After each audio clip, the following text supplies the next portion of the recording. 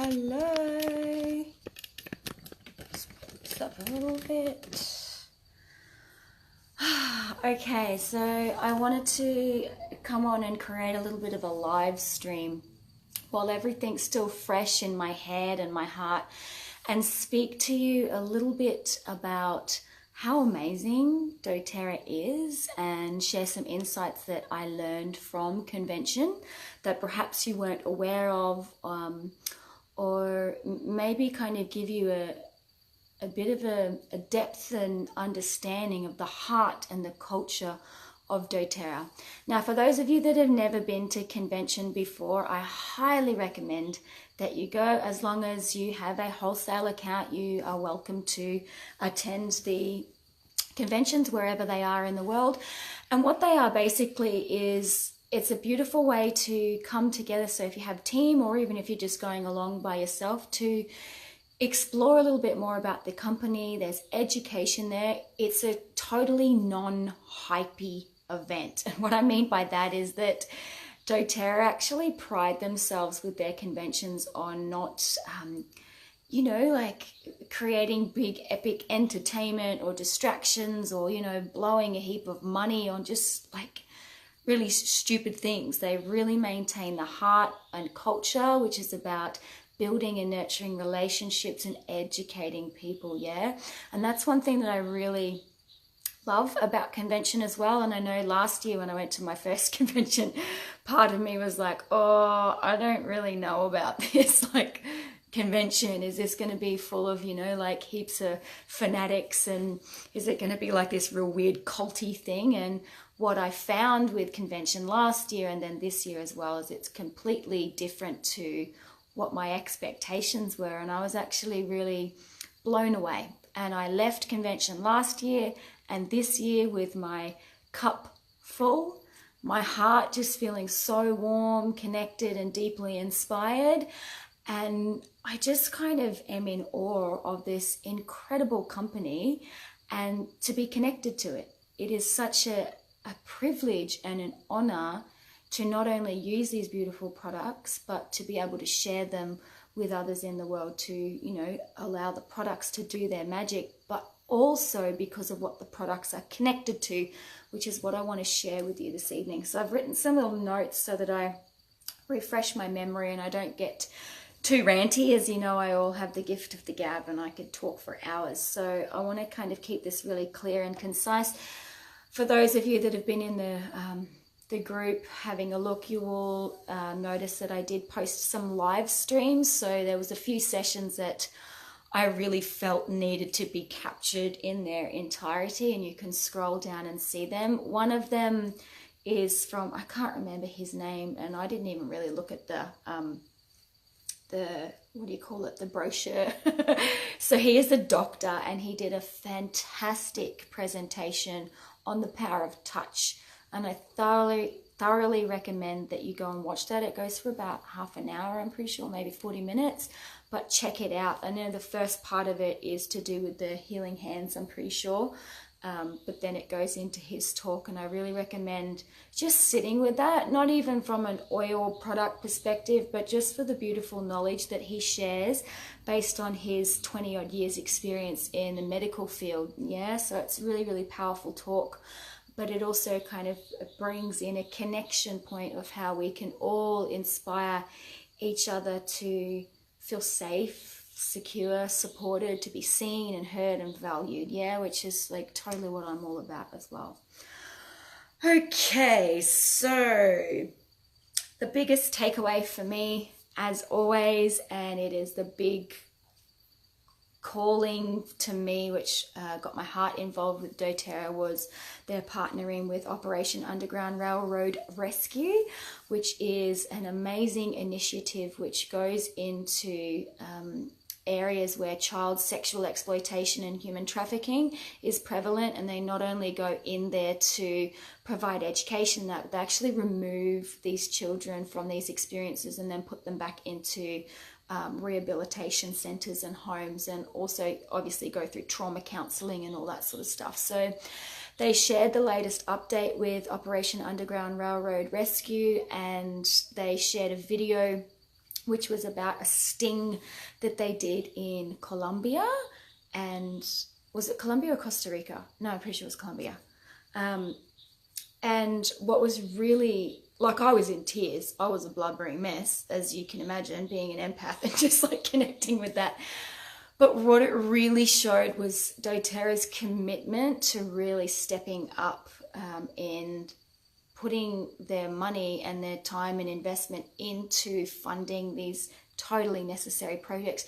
You can actually check out doTERRA.com, and in one of the tabs, which is where they help, you can click on that thread there, and it actually show you all their partners. So Operation Underground Railroad Rescue is only one company or initiative that doTERRA partners with. There's several actually. But what was really beautiful about this particular story with Operation Underground Railroad Rescue is that the main guy that kind of created this, and he comes from a background in the military, I'm pretty sure.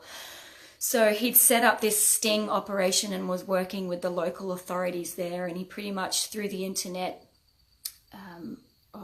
he landed there and was then, within minutes, he reckons, was getting contacted with, what do you want? Can fix you up with anything, whether it's drugs or prostitutes or whatever, and children was then offered. And so he had to play the role of essentially somebody looking to take that service, which was, created a bit of a complex in and of itself. But for what he needed to create and to play into for this operation to work, he had to, really plan it. So they hired out this space, which was like this hut, and they scattered all CCTV cameras, and they had it mic'd, and it was all kind of ready as this big operation. And then the time came where the children came in, and it was about 30 children ranging from the ages of, I'm pretty sure it was 9 to, 18, 19 years old. So a mixture of boys and girls. It was an even mixture. And so this guy is going in there pretending like he is wanting to pay for these services and wanting to choose these children. And there was a few of the main pimps, I guess you could say, there. And the heartbreaking story, which just really got me, was that a young boy had come up and spoken to him and was asking for a special drink that apparently makes him feel good about the whole process. And that just, it really struck a chord with me, because I was just like, far out, like, what do these children experience? And that's like really intense. This young boy, whatever drugs they're using to prep these children up for what is to occur to later, that they're getting sold off for their bodies and their innocence. And yeah, it was really, really full on. And so before any of the exchanges, or I guess money and stuff, became to get talks, the authorities were then called, and it was like this big operation, and I'm pretty sure it was 6 men that were arrested and then obviously sentenced later. And the children that were present in that hut, which was totally mic'd up and everything, were then able to be rescued and rehabilitated into safe houses and to get education. And then also the healing journey for them begins, essentially. And I just wanted to share with you why that is such a beautiful story. Like, this is just one isolated incident. It happens a lot around the world. And with the doTERRA Hope blend, all of the funds from that beautiful blend go towards contributing to Operation Underground Railroad Rescue. Not a penny goes to doTERRA. It's like all the funds that are even put into creating it, it all goes to Operation Underground Railroad Rescue. There was a real strong emphasis with the convention this year about the philanthropic side of doTERRA, which is the giving back. And this is just one story that I'm sharing with you. But what was really interesting in that as well is that they created a pledge, and it's one that I have taken on board, and that is to include a bottle of hope, like your hope blend, on your monthly LRP order. And the reason being is that, one, what it's connected to, what it's helping to fund, these rescue initiatives of children all around the world that are finding themselves in incredibly sadistic and unfortunate circumstances, and it just sucks that, you know, as a privileged woman that's safe, you know, that and my children are safe, it just breaks my heart to know that other people's children are not safe. So knowing that by me purchasing a product that I am contributing to something bigger than me, it helps me to feel like I'm contributing to this huge scary problem that if you were to look at it on your own, you'd feel so helpless and small that, you know, what can I do? But I know that together we can make a difference in the world, and this really, really sings to my heart with the Hope Blend. I really wanted to share with you with respects to the Healing Hands Foundation, and this was also mentioned at convention as well, is that their charities that they've set up, so Healing Hands, every single dollar that is generated from, whether it's from the Hope Blend or the Rose hand lotion, or if you're just contributing, it actually goes to the people on the ground. Whereas the difference between the Healing Hands and other charities, and I've known this for years, like for over a decade, is that a lot of these other aid charities, the money that is driven from Western consumerism, or, you know, from the hearts and the empathy of the developed world, a lot of that funding gets swept up in paychecks through the organization, and it just slowly trickles down, and to the point where not much money actually reaches the people that need it the most. And I just really wanted to reassure you that every single dollar from the Hope Blend, from the Rose hand lotion, or any contributions to the Healing Hands goes to the people on the ground. It actually goes to those communities where it is needed. And this bridges me on to really exciting news, which is that the Healing Hands Australia Foundation is in the launching stages. So I know that they've kind of shared information that it was happening, and what was shared at convention is that to get a legal charity status in Australia, it's a really full-on process of, you know, lots of red tape and lots of paperwork to fill out. But they have filled out all the paperwork, and it has been lodged. It was lodged, I'm pretty sure, last week. So it's just a matter of time before that's passed through. Now, the good news with that is because doTERRA has experience and they've already set up the Healing Hands Foundation in the States, you know, they can't really foresee any reason why they would not be granted this charity status. So what that means is that Australia will be able to have their own Healing Hands initiatives and projects where we can generate our funds and our generosity to be helping different community projects here in Australia and New Zealand as well. So one of the first projects that was announced that they're working with is with some traditional elders in was it Brumbury? It was in Western Australia, and there were some two beautiful wellness advocates from over there who I actually met at Leadership, believe it or not, super beautiful women, and they're creating this initiative with the community to empower the local Indigenous people there to, I don't know, connect with that inspiring and empowering health and wellness, yeah? So if any of you are listening and connected to what's happening with a lot of our First Nations and Indigenous people, is there is a lot of disempowerment there, and there is a lot of systemized abuse that's been happening, and also intergenerational trauma which is passed on through the lines, which, you know, there's stories in and of itself within that and within the communities. There is a high rate of suicide within Indigenous communities, and it's often not spoken about as well, and there's deep injustices around there. So I know that by these initiatives it helps to kind of curb that and to create that sense of empowerment for these people and their communities, and to inspire their young people to create a beautiful change in their lives and to not go down that other track, yeah? So I really wanted to share that with you because I felt that that was really super important. What else do I have here in my notes? I did that. So just speaking on the Healing Hands again, Eric Larson spoke. So Eric Larson is one of the original wellness advocates for doTERRA. So him and Justin. And so with respects to doTERRA and the way that it's built, like all trees scale back to these two guys, right? So Eric's one of them. He was a super... he had a very kind of expansive personality. He was such a character. It was really cool to like watch him speak. And he spoke about his trip to Nepal, and he went over there with Dr. Hill. So they did a Healing Hands trip over there, and part of it was building a school, I'm pretty sure. And so they went into this local hospital he was telling us about, which was a birthing center, yeah.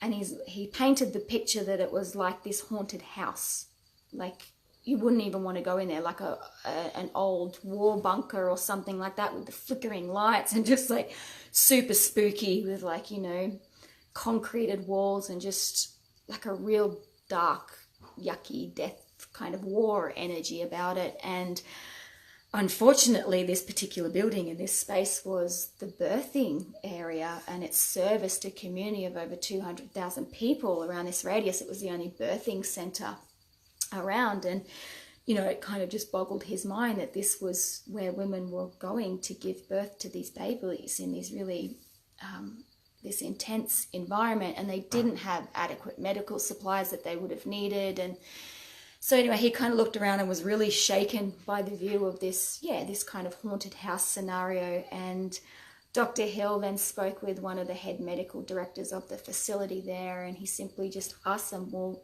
what do you need? How can we help?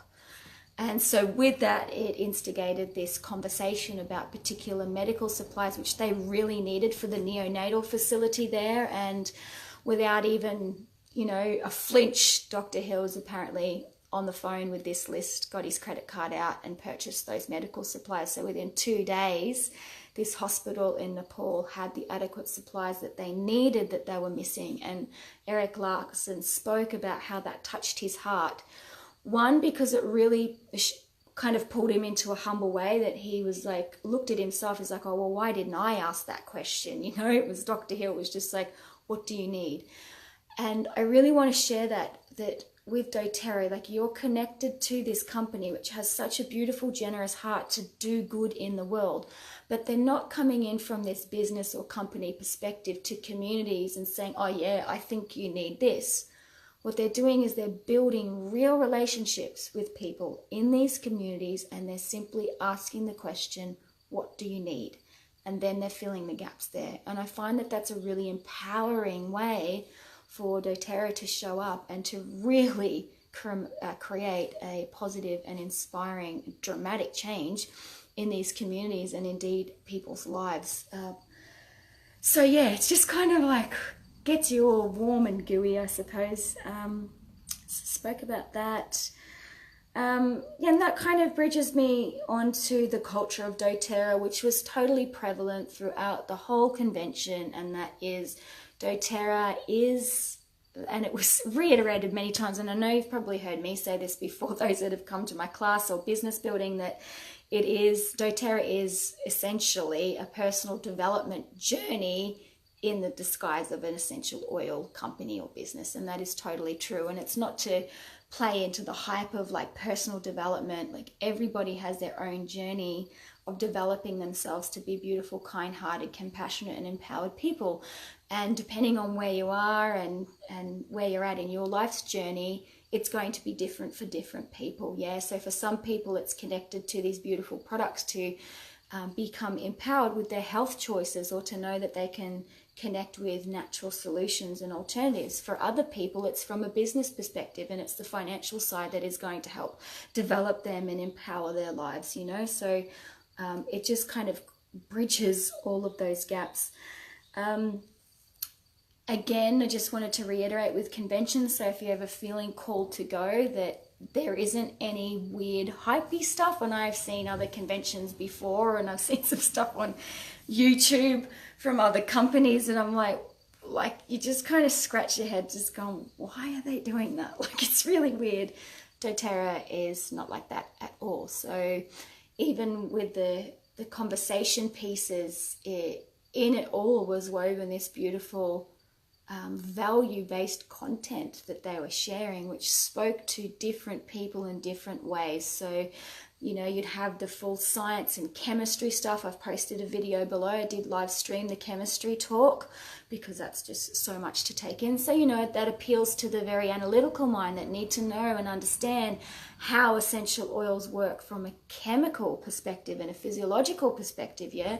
And then you had Vanessa Jean sharing her beautiful spiritually goddess vibes of working with the essential oils and the plant medicines in that way. And then you had you know, the Eric Larson kind of speaking about the philanthropy and someone that's been in the business for, you know, a long time since it's kind of began to kick off, and sharing his story about the growth as well. And then there was also really beautiful stories from doTERRA wellness advocates that have reached leadership ranks and just kind of sharing their journey. One of the most inspiring talks, and forgive me because I do not remember her name, but she was an early childhood educator. If anybody remembers her name, please write that below for me. It was just amazing to hear her stories working with the little people and the essential oils, and her connection working with doTERRA and actually starting it to share and to build a business with it. It came in the journey with a young boy who was around 5 years old who was diagnosed with ADD.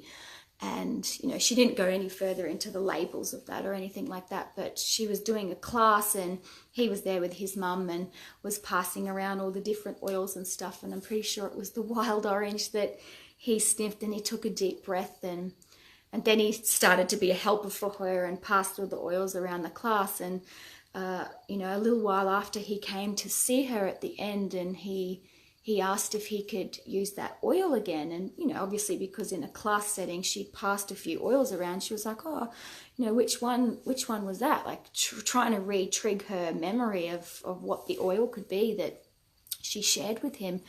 And he had mentioned to her, you know, the one that made my brain feel better, or something to that effect. And that's just, it cracked her heart open, and she's like, wow, here's this 5-year-old boy speaking to me how the essential oils work for him. Like, he had an intrinsic wisdom within his body that he knew that oil helped to regulate his brain, or helped to calm him down, or helped to make him feel better. From a young person, 5 years old, that put that into context for her. This light bulb went off, and all of a sudden she was like, oh my gosh, like, you know, I've really got to step up my game and share this. And that was so incredibly inspiring. The rest of her talk was incredibly inspiring, and this initiative of what she wants to set up with educators. So for those of you in here which are educators, or school teachers, this woman, I'm pretty sure she's on the east coast of Australia. Oh no, she was from Darwin actually. Liz, that's Liz Chick or something is her name, that's right. She wants to create this initiative to start working within the curriculum to using aroma or smell for not only memory but also the development of children, and to begin to start to get some anecdotal evidence that can support aroma being used for education, and also to create that emotional support for our young people, because she is a full-on advocate for our youth. And I found that so incredibly inspiring and enriching to listen to. What else have I got here? Spoke about that. One story that's really cool, just based on like the history and the culture of doTERRA. So I've spoken that the culture of doTERRA is pretty much to maintain the ethics, the values, and the heart of a small business. Yeah, even though it is the world's largest essential oil company in the world, they really strive to maintain that core heart and integrity. And David Sterling, who is one of our founding executives, he spoke to us about that he created this legal document which had over 20 different things on it that all of the founding executives had to sign. And he's like, the reason why he put this in place, because coming from his financing background and working with, you know, incredibly big companies, and he'd seen a lot of companies collapse, like multi-million-dollar and billion-dollar companies. He didn't want that to happen with doTERRA. He knew that there was something bigger in what doTERRA represents, and he created this document to essentially protect doTERRA from its founding members if anything was to happen, because he'd seen that success can get to people's heads and it can change people, or life circumstances happen. Maybe there's a divorce or something like that, and it begins to create those kind of wobbles. And so this legal document was in place to protect the heart and the culture of doTERRA. And he said, he's super happy to say that all of the original executives are still on board today. None of them have really changed in their ethics or their values. They've just grown deeper into their mission and what they're here to do. And I find that really, really beautiful, because sometimes we can have this perspective of very successful people that run successful companies, of success kind of getting to their heads or tainting them. And with anything, it's just allowing, so Dr. Hill, Emily Wright, David Sterling, and a lot of the other original executives to have more power to create and drive positive impacts in the world, because now they have some funds to channel into that. And you see that with respects to the Co-Impact Partnership and the Healing Hands. So now, just to go deeper into the Co-Impact Partnership, there were some really, really beautiful stories shared. One of them that I really love is what they're doing in Africa. And there was a story shared of this woman, I'm pretty sure it was in Kenya. Now, apparently they'd shared that Kenya is a bit full on, and even a lot of the other countries within Africa, they don't really talk that much. There's something happening within the politics there. And I think they mentioned maybe it was a clan war or a tribe war. So depending on where you go, you've got to be connected to the people on the land. But in either case, there was this young mother, I think she was a single mother, and she was growing corn. She had a farm, this plot of land that she was growing corn, and that's how she was making her income and providing for her children. And anyway, doTERRA had come in to establish these relationships with the people on the ground and the growers, and it was suggested to her to grow ginger, right? So the beautiful part about doTERRA is they go in with their sourcing, that they work with people on the land so that they can drive the economy there, because they've got a market, which is us, the product users, and they know that they need to grow these plants sustainably. They can't just focus on one specific area because it puts too much pressure on the ecosystem. And that's why this method of co-impact sourcing is so profound, because the weight of the consumption or production is not isolated to one specific area or one specific crop. It's kind of spread over, and in that way tapping into the abundance of the earth. So this woman scrapped the cornfield and began to grow ginger. So she's now a part of doTERRA and growing ginger. And the beautiful part is that, with her yield, she gets paid then and there on time. And it turns out that this woman who's growing ginger, doTERRA found out that she doesn't actually own the land there. They thought that she did.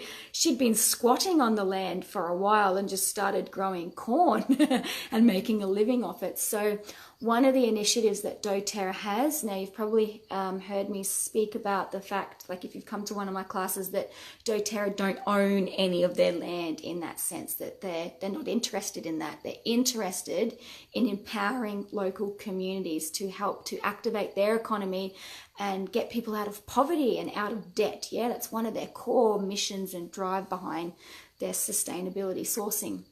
And so what they're doing in Africa is a little bit different, because they have purchased land which is part of a co-op of farmers, and these farmers are then in contract to be growers with doTERRA, so they're allowed to farm the land, they get paid as well, and then the money then goes into small interest loans, which can then go to purchase the next plot of land and the next plot of land and the next plot of land. So the idea is, over time, these people have guaranteed income above fair trade wages. They don't have to meet with a middleman. It's dealing directly with the company, and then with the opportunity to purchase their own land back. So what that's doing is it's closing the gap and creating biosecurity for a lot of these local people, which is a huge thing. It's a huge thing to feel like you belong to the land, and then feel secure that you have a sense of space, that you actually own that property as well. So I found that totally inspiring, and I was like, wow, this is so awesome.